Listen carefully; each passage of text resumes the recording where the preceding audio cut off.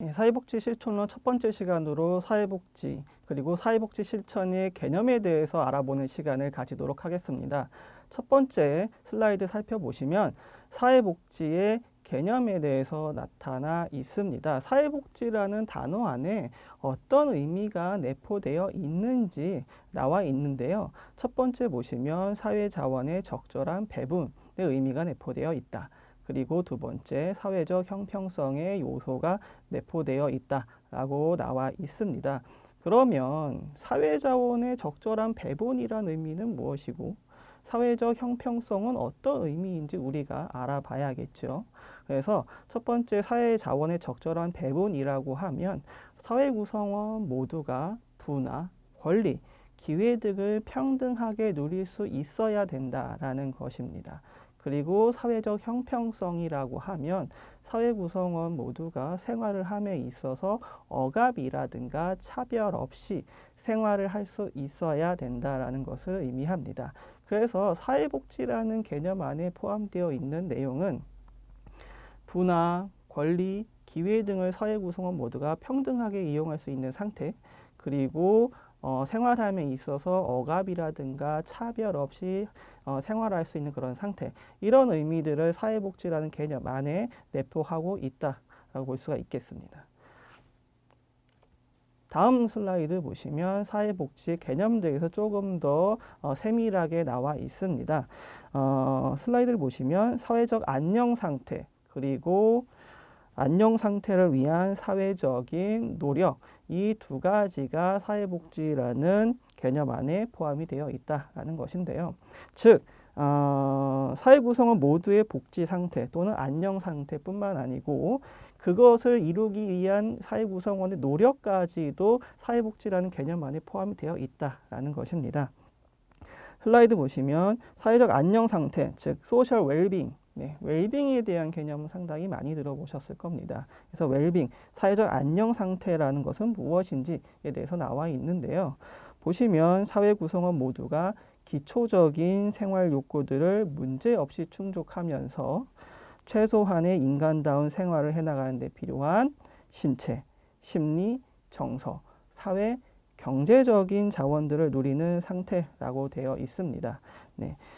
보시면 신체, 심리, 정서, 사회, 경제적 자원들을 누리는 상태라고 되어 있죠. 그래서 단순히 하나의 차원이 아니라 복합적으로 다양한 차원에서 인간적인 생활을 누리는 상태를 사회적 안녕 상태다라고 말할 수 있겠습니다.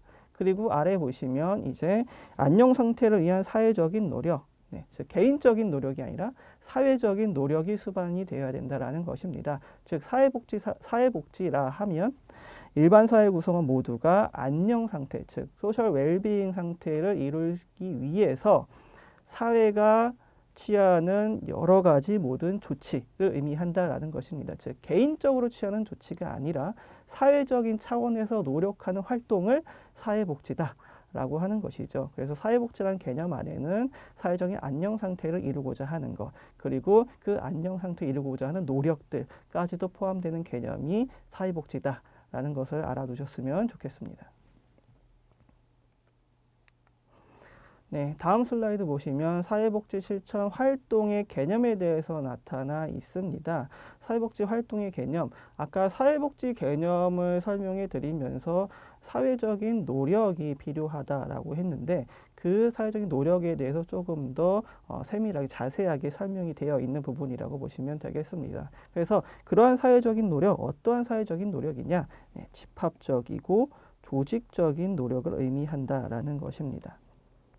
첫 번째, 집합적인 노력. 집합적인 노력 보시면 단편적인 것, 개별적인 것, 개인적인 것과 상반되는 개념이라고 나와 있습니다.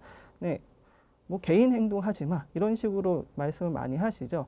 그럴 때 이제 개별적인 것과 상반되는 개념으로서 집합적이다, 집합적인 노력이 필요하다라는 것이고 조금 더 구체적으로 들어가 보면 복지 활동, 즉 사회복지 활동을 위해서 인적, 물적 자원이 단체, 사회 또는 국가로 집합된 후에 사용되어짐을 의미한다라고 되어 있습니다. 그래서 사회복지 서비스 활동이 이제 물적 자원 또는 뭐 인적 자원, 여러 가지 자원들이 투입이 되게 되는데 이러한 자원들이 개인 차원에서 나가는 것이 제공되는 것이 아니라 사회, 단체, 국가에서 한 곳에 모여진 다음에 그것이 집합된 후에 사용된다. 이러한 의미에서 집합적인 노력이다라고 볼 수가 있겠습니다. 그리고 아래 보시면 조직적인 노력, 조직적인 노력에 대해서 나와 있습니다. 조직적인 노력은 임의적, 즉흥적인 것과 상반되는 개념이라고 되어 있는데 쉽게 얘기하면 계획적인 활동이다라는 것입니다. 사회복지 활동은 조직, 사회 차원에서 이루어지고 즉흥적인 것이 아니라 계획적인 차원에서 이루어지는 활동이 사회복지다라는 것이죠. 그래서 국가나 사회가 복지 활동의 영역, 대상, 복지 제공 수준, 서비스 제공 인력 등을 미리 정하고 정해진 사항과 절차에 따라 활동을 전개한다라는 것입니다. 특히 여기서 보시면 대상, 우리가 서비스를 제공할 대상들을 구체적으로 어떤 대상들한테 제공할 것인지 미리 계획을 세운다라는 것이죠. 말 그대로 예산이 한정되어 있을 수 있기 때문에 뭐 소득 하위 10% 아니면 소득 하위 20% 이렇게 대상을 미리 선정할 수 있다라는 것입니다. 그리고 복지 제공 수준, 복지 제공 수준도 미리 계획된 절차에 따라서 제공이 되어져야 된다라는 것인데요. 뭐 기초연금을 월 10만 원 제공하겠다. 아니면 기초연금을 월 20만 원 제공하겠다. 이런 계획 하에서 서비스가 제공이 되어져야 된다라는 것입니다. 그리고 서비스 제공 인력, 어떠한 자격을 갖춘 사람들이 서비스를 제공할 것이냐, 사회복지사 자격증을 가진 사람이 서비스를 제공할 것이냐, 아니면 자원봉사자들이 서비스를 제공할 것이냐, 이러한 부분들도 미리 계획을 해서 실행을 한다라는 것입니다. 그래서 사회복지 실천이라고 하면 이런 집합적인 노력 그리고 조직적인 노력이 수반되는 개념이다라고 보시면 되겠습니다. 다음 슬라이드 보시면 사회복지 실천, 그럼 사회복지 실천의 범위를 어떻게 정립을 하는 것이 좋을까라는 내용이 나와 있습니다. 보시면 사회복지 실천을 국가, 사회 또는 단체의 조직적, 집합적 노력으로 정의하면 그 범위가 매우 광범위하다라고 되어 있습니다. 즉 사회복지 실천을 국가 또는 사회의 노력이라고 보면 아래 나와 있는 사회복지 행정, 사회복지 정책, 그 다음에 교통과 환경 이러한 다양한 정책 등에 대한 내용까지도 사회복지 실천으로 포함을 해야 된다라는 것입니다. 그런데 일반적으로 사회복지 실천이라고 하면 이런 개념들은 포함이 안 되는 것이겠죠. 그래서 사회복지 학문 영역적으로 좀 좁혀서 보면 사회보험, 공공부조, 사회복지 서비스 등과 관련된 내용들도 사회복지 실천에 포함이 될 수 있다라고 되어 있습니다. 이건 광의적으로 봤을 때 우리가 넓게 사회복지 실천을 정의했을 때 이런 식으로 볼 수 있다라는 것이고, 우리가 일반적으로 사회복지 실천이라고 하면 맨 밑에 나와 있는 개념이 될 수가 있겠죠. 같이 보시면 사회복지 실천은 사회복지사가 사회적 안녕 상태를 이루기 위해 필요한 구체적인 서비스들을 그 서비스가 요구되는 현장에서 실천에 옮기는 작업. 이 맨 밑에 있는 문장이 제일 중요한 것이겠죠. 현장에서 실천에 옮기는 작업을 사회복지 실천이라고 한다라는 것입니다. 즉 이러한 실천들의 직접 실천이라고 불리는데 직접 실천과 관련되는 내용들만 사회복지 실천으로 포함을 한다라는 것입니다. 그러면 위에서 본 사회보험, 공공부조 이러한 부분들은 이제 사회복지 정책의 내용으로 이제 독립돼서 나오게 되는 것이고, 사회복지 서비스에서도 기관의 운영이라든가 관리 이러한 부분들의 내용은 사회복지 실천 영역이 아니라 사회복지 행정 영역으로 독립해서 나와서 교육을 실시하고 있다라고 보시면 되겠습니다. 그래서 결론적으로 사회복지 실천은 사회복지 실천 현장에서 사회복지사가 어떤 활동을 어떻게 해야 할 것인가에 대한 내용을 다루고 있는 것이다 라고 보시면 되겠죠. 그래서 실천 현장이라는 말이 중요하겠고, 그 다음에 어떤 활동, 구체적인 활동, 그 다음에 어떻게, 그거에 대한 방법론까지 다루고 있는 것이 사회복지 실천이다라는 것입니다. 네, 다음 슬라이드 보시면 사회복지 실천의 내용에 대해서 나와 있습니다. 사회복지 실천 내용은 대상, 방법, 그 범위에 따라서 세 가지 방법으로 발달을 해 왔는데요. 그 내용들을 한번 보면 개별 사회 사업, 집단 사회 사업, 그리고 지역 사회 조직에 대한 내용입니다. 1970년대 이후 실천 가치, 지식, 목적 및 기술 체계를 하나로 묶는 통합 방법론 작업이 진행되기 전에는 이런 개별 사회 사업, 집단 사회 사업, 지역 사회 조직이 이제 따로 교육이 되고 전달되었다라고 하면 이 1970년대 통합 방법론 이후에는 사회복지 실천론 또는 실천 기술론 안에 들어와서 통합적으로 교육이 되었다고 보시면 되겠습니다. 그래서 개별 사회 사업, 집단 사회 사업에 대한 내용은 주로 사회복지 실천론, 실천 기술론에서 다루고 있고 지역 사회 조직에 대한 내용은 지역 사회 복지론으로 따로 독립시켜서 교육이 제공되고 있다라고 보시면 되겠습니다. 맨 아래 이제 사회복지 실천론과 사회복지 실천 기술론에서 주로 다루고 있는 내용은 어떤 것인지 나타나 있습니다. 함께 확인해 보면 사회복지 실천론에서는 기본 개념, 윤리, 사회복지사가 가져야 될 기본 개념, 그리고 사회복지사가 가져야 될 기본 윤리의식 이러한 부분들을 교육을 하고 있다는 것이고 현장과 사회복지사의 역할, 사회복지사가 일을 하고 있는 현장은 어떠한 현장이 있는지에 대한 부분들 그리고 사회복지사, 그 현장에 따른 사회복지사가 가져야 될 역할들은 무엇인지 이러한 내용들을 사회복지 실천론에서 다루고 있다는 것입니다. 그리고 사회복지 실천의 기반이 되는 이론적인 배경들 그리고 관계 형성 및 상담 기술 등에 대한 기본적인 내용들을 사회복지 실천론에서 다루고 있다는 것입니다. 그리고 사회복지 실천 기술론에서 다루고 있는 것들은 기본적으로는 사회복지 실천론에서 다루는 지식들을 바탕으로 실천 기술론에서는 조금 더 심도 있게 다룬다라고 보시면 되겠습니다.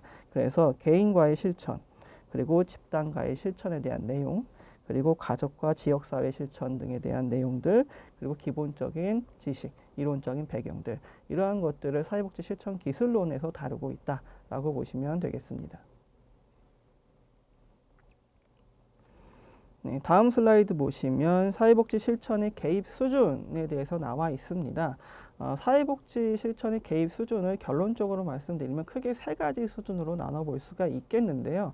첫 번째로는 미시적인 수준, 그 다음에 중간 수준, 그 다음에 거시적인 수준으로 되어 있습니다. 그래서 미시적인 수준, 중간 수준, 거시적인 수준은 무엇을 의미하는지 지금부터 살펴보도록 하겠습니다. 슬라이드 보시면 첫 번째로 이제 미시적 수준에 대해서 나와 있습니다.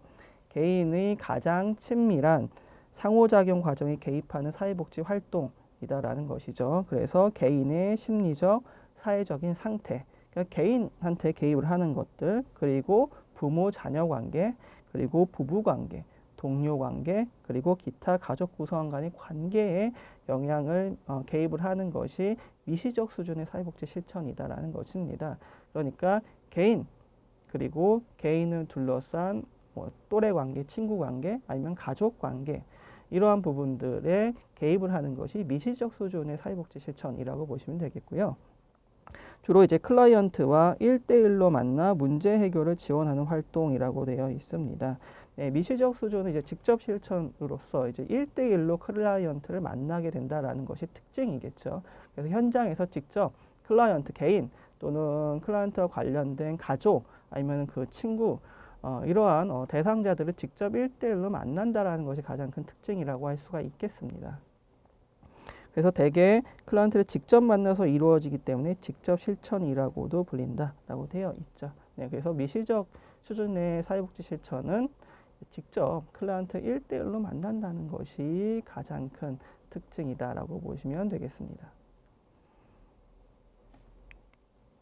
다음 슬라이드 보시면 이제 중간적인 수준의 개입은 무엇이냐, 중간적인 수준에서 사회복지 실천의 개입은 어떠한 내용이냐라고 나와 있습니다. 보시면 미시적 수준과 거시적 수준의 중간 수준이라고 되어 있죠. 네, 그래서 이제 중간이라는 단어가 들어가게 되었는데요. 결론적으로 말씀을 드리면 이제 중간 수준에 대한 부분들은 지역, 지역사회에 개입하는 사회복지 실천을 중간 수준의 개입이라고 보시면 되겠습니다.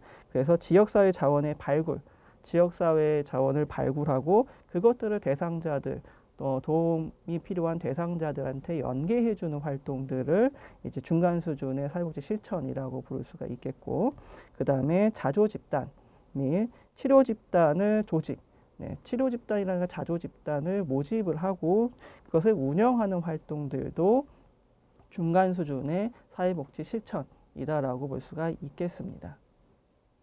그리고 마지막으로 거시적 수준의 사회복지 실천은 무엇인지에 대해서 나타나 있습니다. 미시적 수준, 중간적 수준, 그리고 마지막으로 이제 거시적 수준이 되겠죠. 거시적 수준은 슬라이드 보시면 클라이언트 삶에 영향을 미치는 전체 사회나 국가의 복지 체계를 대상으로 한 사회복지사의 실천 활동이다라고 되어 있습니다. 여기서 우리가 특징으로 잡을 수 있는 것은 사회나 국가의 복지 체계를 대상으로 한다라는 것이겠죠. 그래서 미시 체계에는 개인 또는 개인을 둘러싼 가족이라든가 친구 관계였다라고 하고, 중간 수준의 사회복지 실천의 개입은 지역사회에 대한 부분들, 거시적 수준은 사회라든가 국가 아니면은 국가의 복지 체계를 대상으로 하는 실천이 거시체계, 거시적 수준의 사회복지 실천이다라고 볼 수가 있겠습니다. 그래서 좀 더 자세히 보시면 국가나 사회복지 정책 개발, 정책 분석, 정책 대안을 발굴, 정책 대안을 만들고 제도를 만들고 그다음에 제시하는 활동들, 그리고 이미 제안된 법안이나 법률에 대해서 분석을 하고 증언 등의 활동을 하는 것들, 이러한 활동들을 거시적 수준의 사회복지 실천이라고 볼 수가 있다라는 것이겠죠. 그리고 아래 보시면 클라이언트를 직접 만나기보다는 미시적 수준에서는 클라이언트를 1대1로 직접 만난다는 것이 가장 큰 특징이었는데, 거시적 수준에서의 사회복지 실천은 1대1로 만나는 것이 아니라 직접 만나기보다는 특정 대상의 클라이언트를 염두에 두고 특정 클라이언트가 이러한 클라이언트가 있을 것이다 라는 가정하에서 간접적인 사회복지 서비스 지원 형태로 이루어진다.